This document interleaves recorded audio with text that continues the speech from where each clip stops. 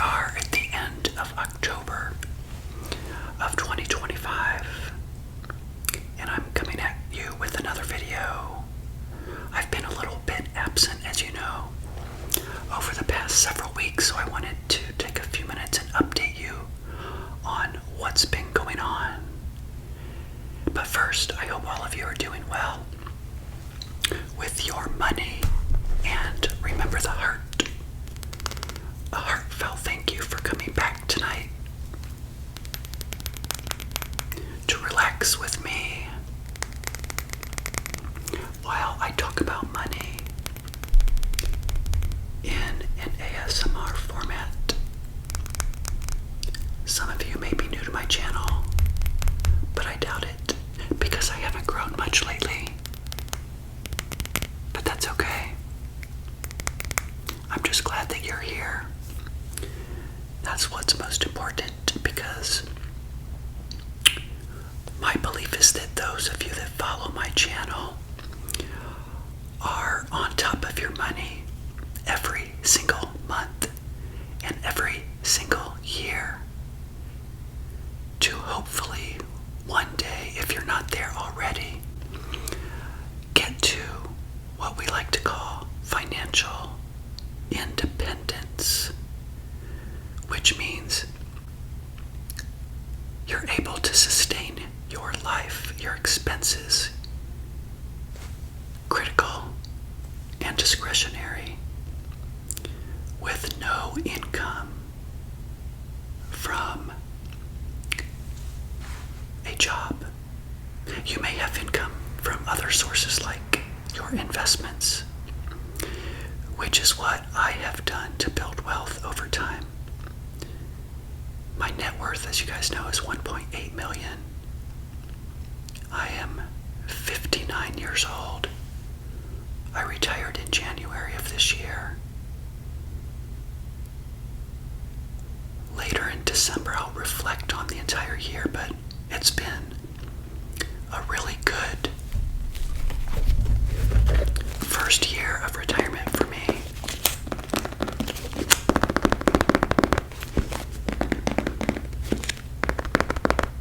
Although I've had some sad things happen, as you know. Overall, financially speaking, this year is winding up to be a very successful first year. But again, more on that later. So back to the concept of financial independence. That's what I think everybody should try to attain, above and beyond material items. But you have to balance your current life and expenses and have fun, and don't deprive yourself too much with the ultimate goal of what you're trying to achieve, which is to, again, be able to sustain your life without an income. And how do you do that? Just briefly, many of you do know what I did. I got an emergency fund. I started maxing out my 401k. At the same time, I was maxing out my Roth IRA. Then in 2016, I started a taxable account because I had more money to invest above and beyond those other two items. The most probably amazing thing I ever did was to open up that taxable account, but I did it in order. You don't want to do it too soon for tax reasons, etc., that I'm not going to go into right now. But at the same time, I had a health savings account.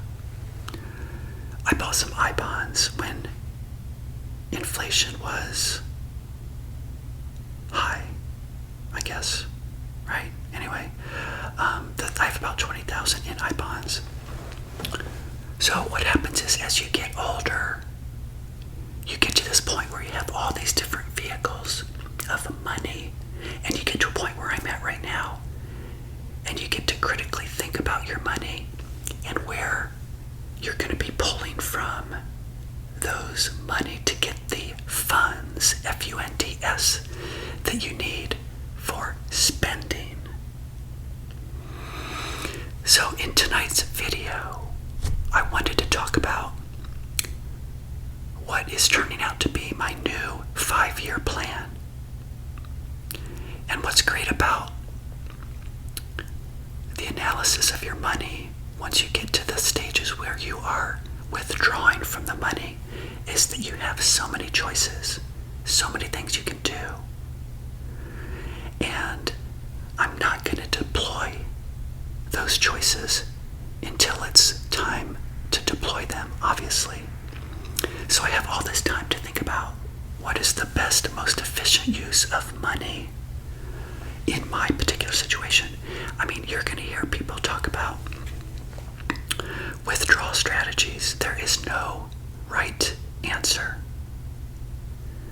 For example, I was listening to the Paula Pant Afford Anything podcast the other day, and they were saying exactly the same thing, that everybody's individual situation is individual, and where one person might start by pulling from a Roth IRA, another person may start by pulling from a taxable account. So only through using your brain to gather information can you finally make that decision. And you can use things like ChatGPT to help you with that analysis, which I've shared this with you before, but I love ChatGPT. Not because it's always giving me the exact answer that is the right answer, but it's giving me the ability to see other choices that I may not have seen. In fact, I am going on another cruise in November. That's going to be 3 cruises now that I'm taking in 2025, my first year of retirement. Now, why did I just tell you that? I told you that because I used ChatGPT to create a t-shirt that I wanted to share with you right now.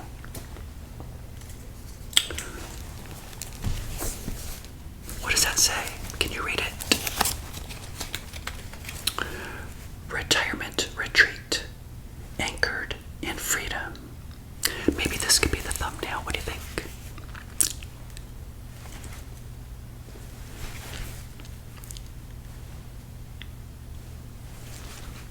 Something like that.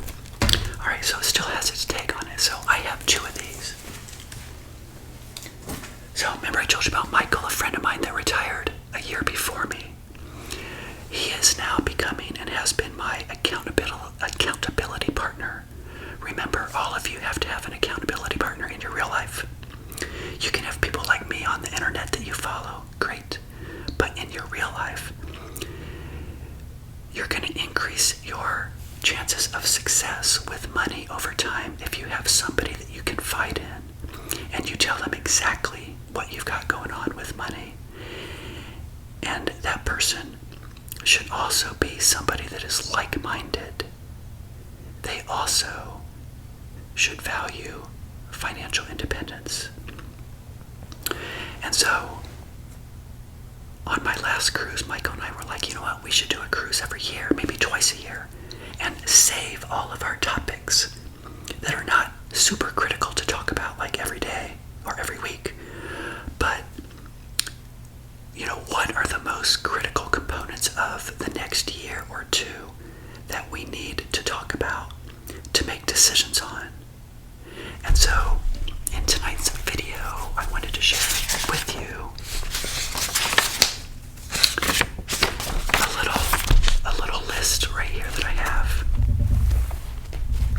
As you can see, of items that I'm going to share with Michael on this cruise. It's a 5-day cruise. I'm really excited. It's coming up in 1 week. So the number 1 on my list is my new 5-year funding for spending. And that's what I'm going to concentrate on tonight's video. But other items that I have here revisit my forecast of 2025 income. Because, yeah, things get complicated you have to show income to qualify for the Affordable Care Act, which right now, when I'm recording this, I'm a little anxious because I don't know the outcome of 2026. The enhanced subsidies through the government and Congress are still not determined. So just as a side note, I may have to pay quite a bit of money for my own healthcare premiums for 2026 and beyond. Remember, I have a 5-year window in which to pay for the premiums for healthcare before I turn 65. So that's part of the 5-year plan that I'll share with you here right now. But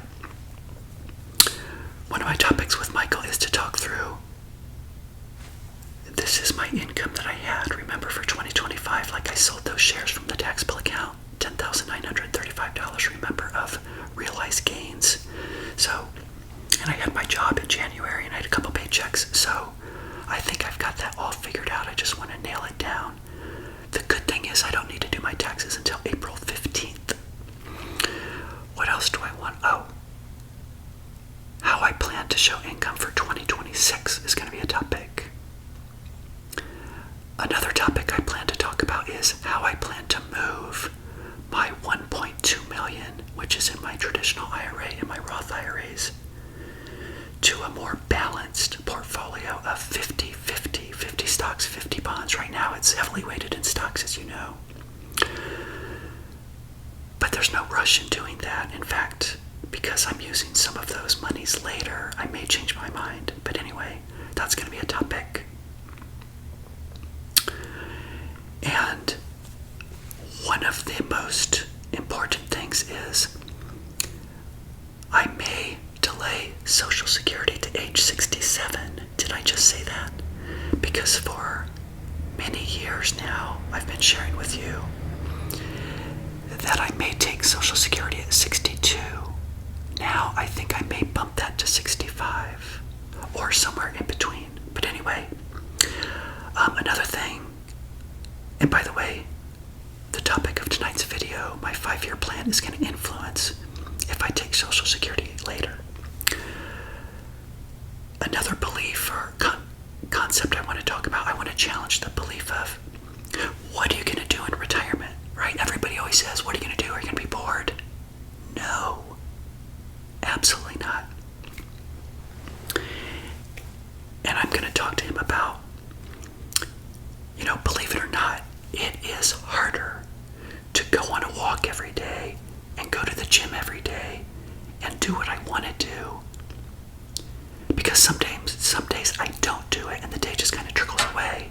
So why should I be telling myself that I need other things to do if I can't even accomplish what I set out to do? I hope that makes sense. I'll probably talk about it a little bit later, but fitness and nutrition and building a healthy, strong body and maintaining that and sustaining it over time is, in fact, the goal.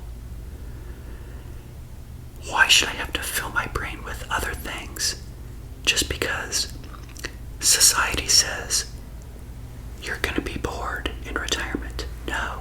Think about it. You get up in the morning, you hang out for a little while, you go on the walk. That walk takes about an hour. I come home, I have lunch, and it's a 2 or 3 hour event to ride my bike right there to the gym, which takes 20 minutes.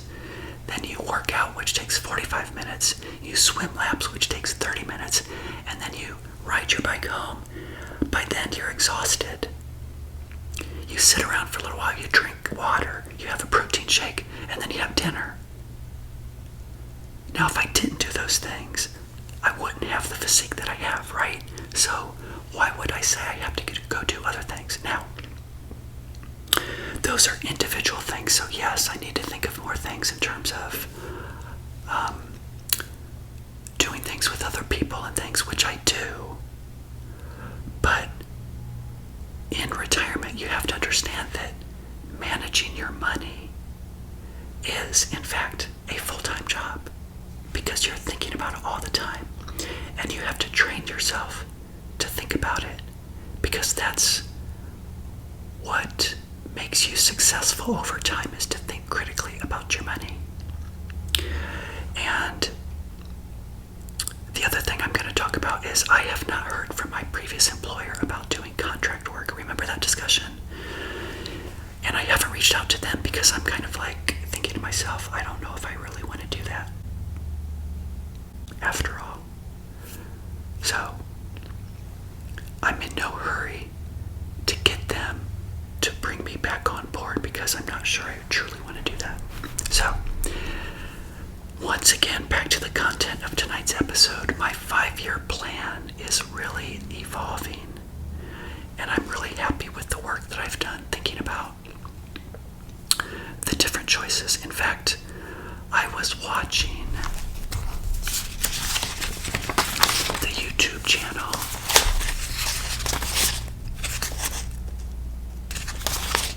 I have my notes somewhere. Relax. Oh well, I can do it from memory. What's her name? Erin Talks Money. And she was talking about the order that you should spend money from your investments. Like here, do you pull from the taxable account first? Do you pull from the Roth IRA first? All of that stuff, right? And I remember sharing with you guys that I was like thinking about, should I spend from my short-term reserves, my CDs, and my Roth IRA, and let the taxable account grow and use that for disaster recovery if my place floods in a hurricane, which, by the way, no hurricanes. Right now, Melissa is unfortunately plummeting. Is that the right word? I think so. Jamaica. I feel bad. So, but that hurricane is going away from the United States. But I digress. But yeah, no hurricanes. I'm very happy about that for this season. But anyway, I was watching her YouTube channel and it got me thinking about what would be the most efficient use of my money, pulling from which bucket. Should it be a blended approach? Should I pull from one bucket first? And I came up with this 5-year plan. So the 5-year plan will be age 60, which is next year, 61, 62, 63, and 64. And I chose a 5-year plan because age 65 is when Medicare kicks in. And so the need to show income basically kind of goes away, right? Because you have to qualify based on income to even get any of the credits from the Affordable Care Act, if in fact it will be around within that 5-year time frame. And so I started thinking, I was like, Evan, how much money do you have in short-term reserves in that 5-year window? And is it enough to bridge the gap to age 65? And the answer was just barely, or no. But I started thinking about the taxable account. And I'm going to do this from big chunks of money without really looking at my notes. In fact, I don't even have it written on here. But let me see if I can do this. So what I did was on my spreadsheet, I put the money in and the money out. And it netted to 0. And any excess money I put in an excess line item. So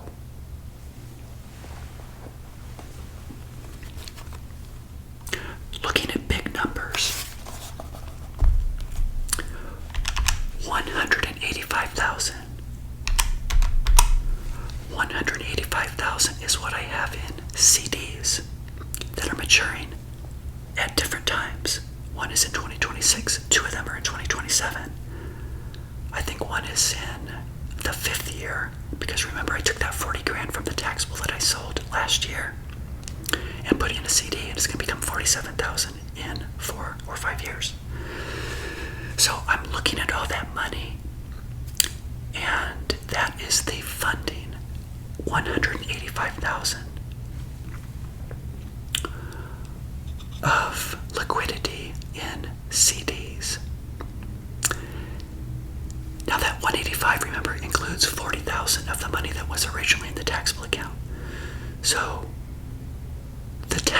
account is also 185. So what's 185 times 2?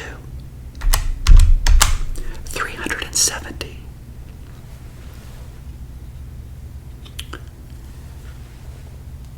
Because the taxable account is what most financial people say that you should pull from first in retirement. So there you go. But my taxable account is high risk right now because it's all stocks. It's in VTI, VXUS, and all these other Vanguard funds. And we're at the top of the market right now, so I need to start pulling that money into safer assets, which I did, as you know, in July. I put it in a CD. But what I also realized just recently is that I can move that money into bonds in January of 26, 27. See, I need to do it quickly because if the market tanks, I'm going to lose the unrealized gains that are there right now.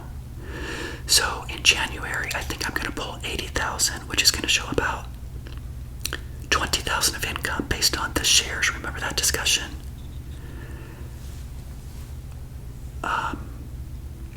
In the eyes of the IRS or the government for income for ACA. But my goal is to get that into safer investments, and it could be three things. I could put it into CDs and remove it from the taxable account, which I did in July, but for the other monies that I'm going to slowly move into safer investments in probably 1 year, well, January of this coming year and January of 2027. The other two choices are keep it in the taxable account, just move it to bonds, like VBTLX, for example, or U.S. Treasuries, which have different maturity dates, just like CDs do, and are giving quite a bit of yield. So essentially, I'm taking that 100% risk in the taxable account and making it more like 50-50. So if the market does go down in the next couple of years, I'm not going to lose as much because it's in income producing assets within the taxable account itself. Then at some point when I need the money for spending in this 5-year time frame, I can then move it into cash for spending. So I hope that makes sense. So the total dollar amount, again, of my short-term reserves in cash in the CDs and the taxable account is $370,000. Can I make $370,000 last 5 years? Oh, you bet I can. And let me show you how. So I've got 370. Let's start subtracting the worst case scenario of the maximum amount of money that I need for the next 5 years. I also want to share with you that I have a new plan because healthcare premiums are so ambiguous. I'm setting aside $50,000 to be used for healthcare premiums for the next 5 years. Now, if ACA kicks in and I have all these subsidies, then great, I can release those funds. But they're earmarked for spending for the anticipation of, 10 grand a year that I have to pay for healthcare premiums to get to age 65, okay? The other thing I'm saying is that, I will share with you in December that 2025, I spent about $36,000. And I feel like I've spent so much money on fun. Like 3 cruises. I went to Washington, D.C. and spent $1,500. I went to Ohio and had an Airbnb for a month. I did a lot of things. And yet I still only spent a total for critical and discretionary about $36,000. So I'm bumping that up $14,000 to $50,000 for these years. That gives me a lot of wiggle room for things that may pop up like inflation or other things. So I have enough pad in this equation. The other thing I'm doing is I am not including Social Security in this equation. Remember before I said I would need Social Security age 62, 63, 64 to qualify as income for ACA? Yeah, but you know what? If I delay Social Security at age 65, I just gave myself a $10,000 raise. It goes from $25,000 a year to $35,000 a year. And $35,000 a year at age 67 would cover all of my critical expenses and then some, even with inflation, because right now my critical expenses are about $20,000.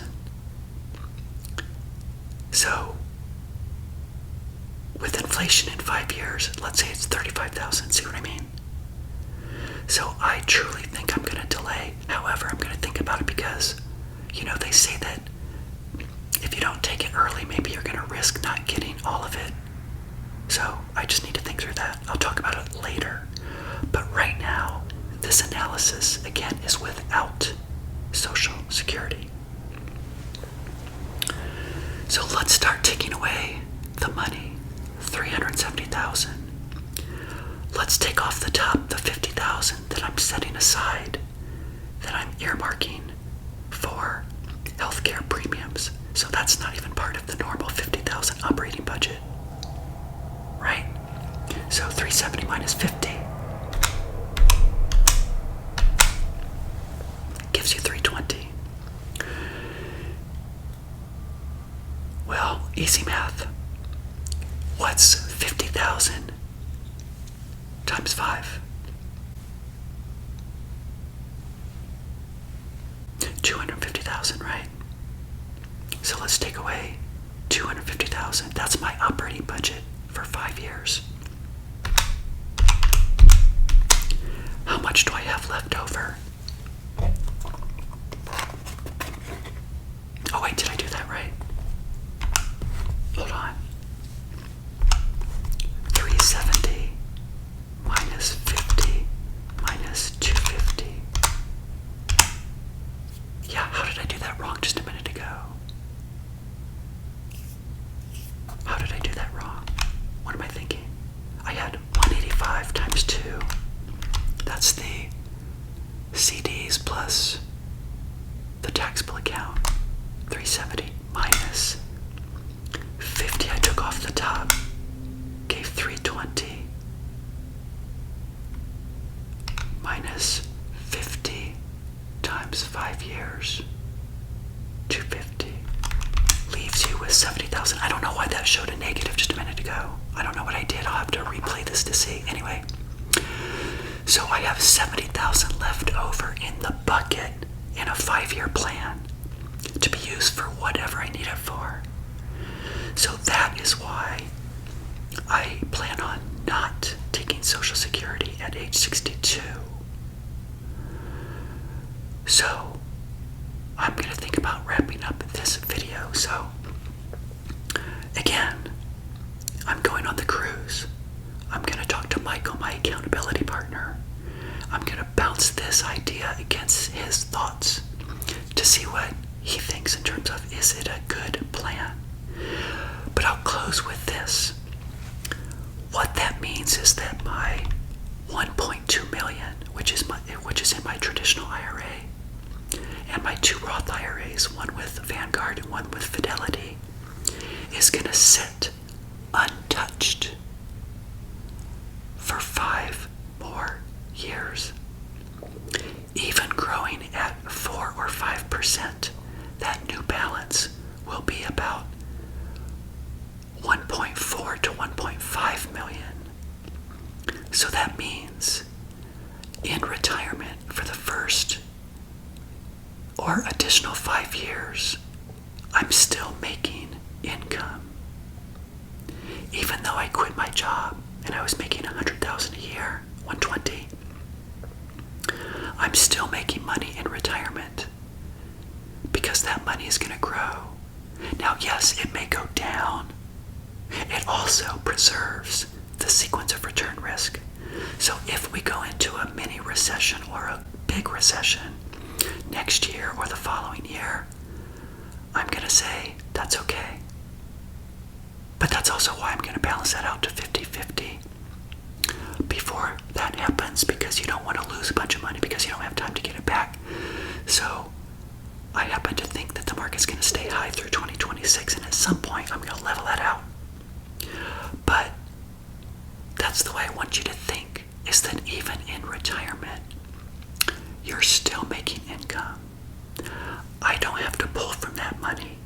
So it's gonna grow at $80,000 to $100,000 a year, even though I'm not working in a traditional job. So that's what I had for you guys tonight. I hope you're doing well. I will be back with more videos as we round out the year. I hope that you are looking at your money right now every single day and thinking critically about what you can do. What is the most efficient use of your money to either continue to grow your wealth before you get to retirement, or sustain yourself if you are retired? Because again, there's no right answer.